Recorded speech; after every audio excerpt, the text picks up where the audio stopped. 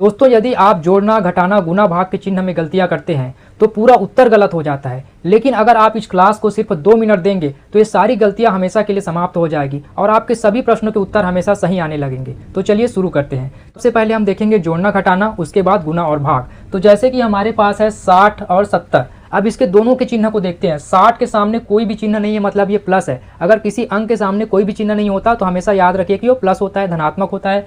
तो 60 भी धनात्मक है, 70 भी धनात्मक है, तो दोनों जो है आपस में जुड़ जाएगा। तो 60 और 70 को जोड़ेंगे तो कितना आ जाएगा? 130 आ जाएगा। तो 130 के सामने कुछ भी चिन्ह नहीं है, मतलब ये है धनात्मक चिन्ह है। उसके बाद दूसरा देखते हैं, 60 है और -70 है। 60 जो है धनात्मक है, 70 जो है ऋणात्मक है। अगर दोनों में से किसी एक का भी चिन्ह ऋणात्मक होता है तो बड़ी संख्या में से छोटी संख्या हमेशा घट जाता है। आपको हमेशा याद रखना है कि अगर दो संख्याओं को अगर हमको हल करना है और उनमें से किसी भी एक का चिन्ह अगर ऋणात्मक है, एक धनात्मक है और एक ऋणात्मक है, तो अंक जो है आपस में घट जाएंगे। बड़े अंक में से छोटे अंक को घटा देंगे। तो यहाँ पर देखते हैं, बड़ा अंक है 70, छोटा अंक है 60। तो 70 में 60 को घटाएंगे तो कितना बचेगा? 10 बचेगा। उसके बाद यहाँ पे देखना है कि 60 और 70 में से कौन सा अंक बड़ा है। तो हम यहाँ पे देख रहे हैं कि 70 बड़ा है, 60 छोटा है। लेकिन 70 के सामने का चिन्ह देखना है। 70 के सामने का चिन्ह क्या है? ऋणात्मक। तो यहाँ पे आ जाएगा ऋणात्मक। तो इसका उत्तर हो जाएगा -10। उसी प्रकार अगला प्रश्न देखते हैं। यह है -60 है और यह है +70 है। दोनों में से कोई भी एक चिन्ह ऋणात्मक होगा तो क्या होता है? अंक जो है घट जाता है। तो यहाँ पे 60 जो है ऋणात्मक है और 70 धनात्मक है, मतलब एक चिन्ह ऋणात्मक हो गया। मतलब बड़ी संख्या में से छोटी संख्या को घटा देंगे। तो बड़ी संख्या है 70 और छोटी संख्या है 60। तो 70 में 60 को घटाएंगे तो क्या आएगा? 10 आएगा। तो यहाँ पे हम लिख देते हैं 10। उसके बाद यहाँ देखना है कि 60 और 70 में से बड़ी संख्या कौन सी है। तो इसमें बड़ी संख्या है 70। तो 70 के सामने कौन सा चिन्ह है? धनात्मक। तो 10 जो है धनात्मक हो जाएगा। तो धनात्मक को लिखने की जरूरत नहीं है। उसके बाद अगला प्रश्न देखते हैं। यह है -70 और यह है +60। अब दोनों को देखना है, दोनों में से एक चिन्ह ऋणात्मक है। यहाँ पे 70 ऋणात्मक है, 60 जो है धनात्मक है।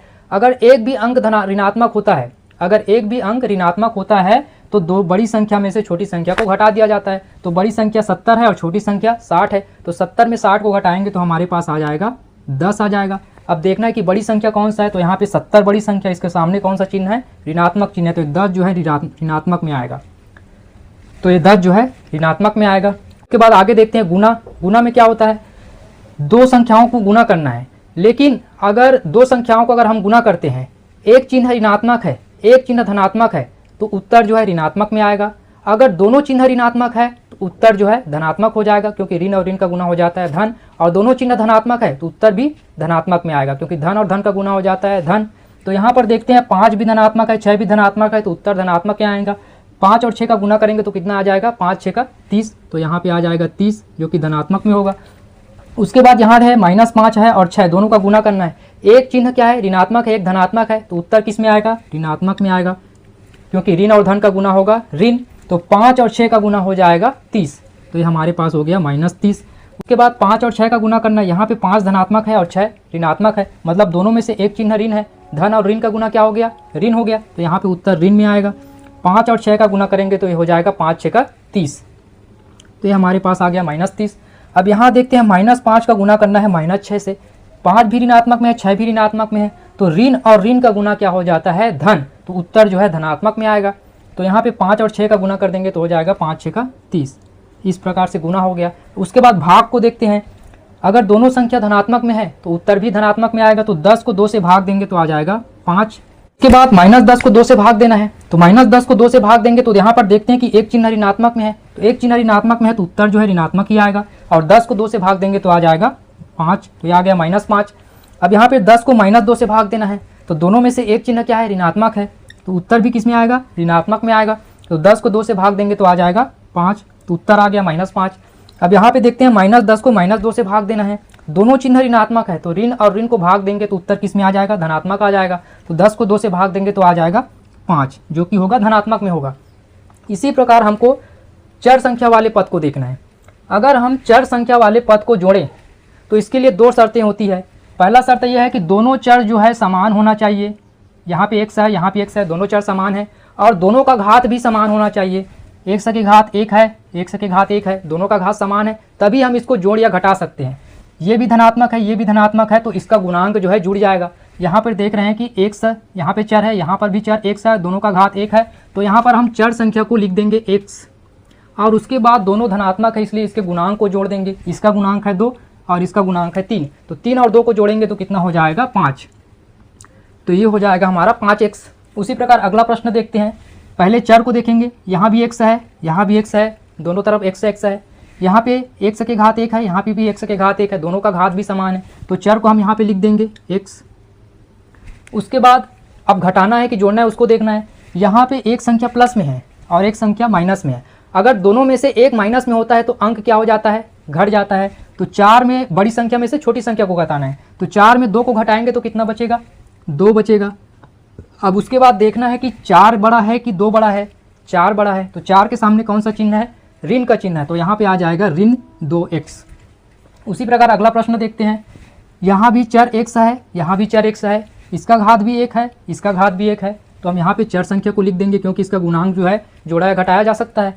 तो यहाँ पे अब देखते हैं, एक प्लस में है, एक माइनस में। अगर एक भी माइनस में हुआ तो क्या होगा, दोनों बड़ी संख्या में से छोटी संख्या घट जाएगा। तो 4 में 2 को घटाएंगे तो कितना बचेगा, 2 बचेगा। अब उसके बाद देखते हैं कि बड़ी संख्या कौन सा है। बड़ी संख्या हमारा 4 है, तो 4 के आगे कौन सा चिन्ह है, धनात्मक चिन्ह है, तो इसका उत्तर धनात्मक में आएगा। ये हो गया 2x। उसके बाद अगला प्रश्न देखते हैं। यहाँ भी चर x है, यहाँ भी चर x है, दोनों समान है, घात भी समान है, दोनों का घात 1 है, तो चर को लिख देंगे यहाँ पे x। उसके बाद गुणांक को देखते हैं। इसका गुणांक माइनस में है और इसका गुणांक भी प्लस में है। तो माइनस और प्लस मतलब दोनों में से एक जो है माइनस हो गया, तो दोनों जो है आपस में बड़ी संख्या में से छोटी संख्या को घटा दिया जाता है। तो घटाएंगे तो कितना हो जाएगा, बड़ी संख्या में छोटी संख्या को घटाएंगे, 4 में 2 को घटाएंगे तो कितना आ जाएगा, हमारे पास 2 आ जाएगा। उसके बाद देखते हैं कि बड़ी संख्या कौन सी है। यहाँ 4 बड़ा है, 2 छोटा है। 4 के सामने कौन सा चिन्ह है, ऋण का चिन्ह है, तो यहाँ पे आ जाएगा ऋण। इसी प्रकार एक और प्रश्न देखते हैं। यहाँ पे मैं लिख देता हूँ -2x - 4x। इसको हल करना है। यहाँ पे हम दूसरा प्रश्न देखते हैं। यहाँ पे भी चर x है, यहाँ भी चर x है और दोनों का घात समान है, दोनों के घात में 1 है, तो हम यहाँ पे चर को लिख देंगे x। अब यहाँ देखते हैं 2 जो है ऋणात्मक है, 4 भी ऋणात्मक है। अगर दोनों ऋणात्मक हो तो क्या होता है, उसका अंक जो है, गुणांक जो है, ये जुड़ जाता है और चिन्ह किस में आता है, माइनस में आता है। ये हमेशा याद रखना है कि अगर दोनों संख्या ऋणात्मक हो तो उसका गुणांक जो है जुड़ जाएगा और चिन्ह जो है माइनस में आएगा। तो 4 और 2 को जोड़ेंगे तो कितना हो जाएगा, 6 हो जाएगा और चिन्ह क्या आएगा, ऋण। तो इस प्रकार से ये ऋण 6x हो जाएगा। यहाँ पे मैंने नहीं बताया था, जैसे कि हमारे पास -70 है और -60 है, तो यहाँ पे देख रहे हैं कि 60 भी ऋणात्मक में है और 70 भी ऋणात्मक में है। अगर दोनों ऋणात्मक है तो अंक जो है आपस में जुड़ जाएगा, तो दोनों को जोड़ेंगे तो कितना हो जाएगा, 130 हो जाएगा। लेकिन चिन्ह किस में आएगा, ऋणात्मक में आएगा, तो ये हो जाएगा ऋण 130। इसको आपको हमेशा याद रखना है। अगर दोनों ऋणात्मक में है, दोनों पद ऋणात्मक में है, तो उसका गुणांक जो है जुड़ जाएगा और चिन्ह आएगा ऋणात्मक में। इसी प्रकार अगला प्रश्न देखते हैं गुणा का। यहाँ पर 2x है, गुणा में है 3x है, दोनों को गुणा करना है। तो गुणा कैसे होता है, इसका गुणांक का गुणांक के साथ गुणा होगा और चर संख्या का चर संख्या से गुणा होगा। तो 3 और 2 का गुणा करेंगे तो कितना आएगा, 6। और यहाँ पे x है, यहाँ भी x है, x के घात में 1 है, x के घात में 1 है। अगर 2 चर संख्या को गुणा करना है तो उसका घात जो है जुड़ जाता है। अगर चर संख्या समान है तो उसका घात जो है जुड़ जाता है। x के घात 1 है, यहाँ भी x के घात 1 है, 1 और 1 कितना हो गया, 2 हो गया। तो यहाँ पे आएगा x के घात 2। इस प्रकार से याद रखना है। उसी प्रकार यहाँ देखते हैं -2x है और यहाँ पे 3x है, एक ऋण में है, एक धन में है। अगर दोनों में से एक ऋण भी हुआ तो उत्तर किस में आता है, ऋण में आता है। उसके बाद गुणांक का गुणा करेंगे, यहाँ 2 है और यहाँ 3 है, तो 3 और 2 का गुणा हो गया, 6 हो गया। और चर का गुणा करेंगे तो क्या होता है, अगर दोनों चर समान है तो उसका घात जो है जुड़ जाता है। गुणा करेंगे तो घात जो है जुड़ जाता है। तो इसके घात 1 है, इसके घात भी 1 है, तो x के घात कितना हो गया, 1 और 1 2 हो गया। उसी प्रकार यहाँ देखते हैं 2x गुना है -3x, एक प्लस में है, एक माइनस में है। एक माइनस में हो गया इसलिए चिन्ह आएगा माइनस में आएगा।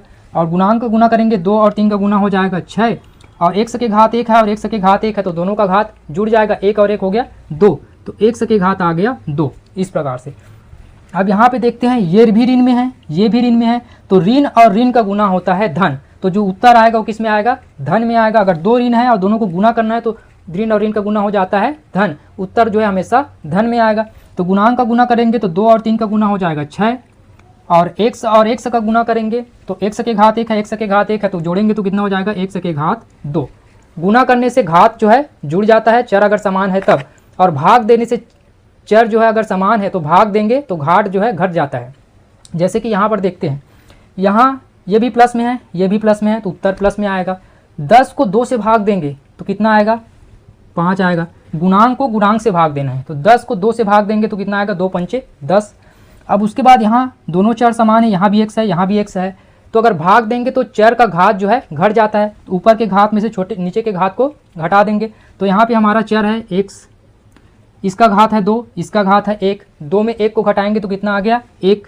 1 को लिखने की आवश्यकता नहीं है, तो ये हो जाएगा हमारा 5x। उसी प्रकार अगला देखते हैं, एक ऋण में है, एक धन में है।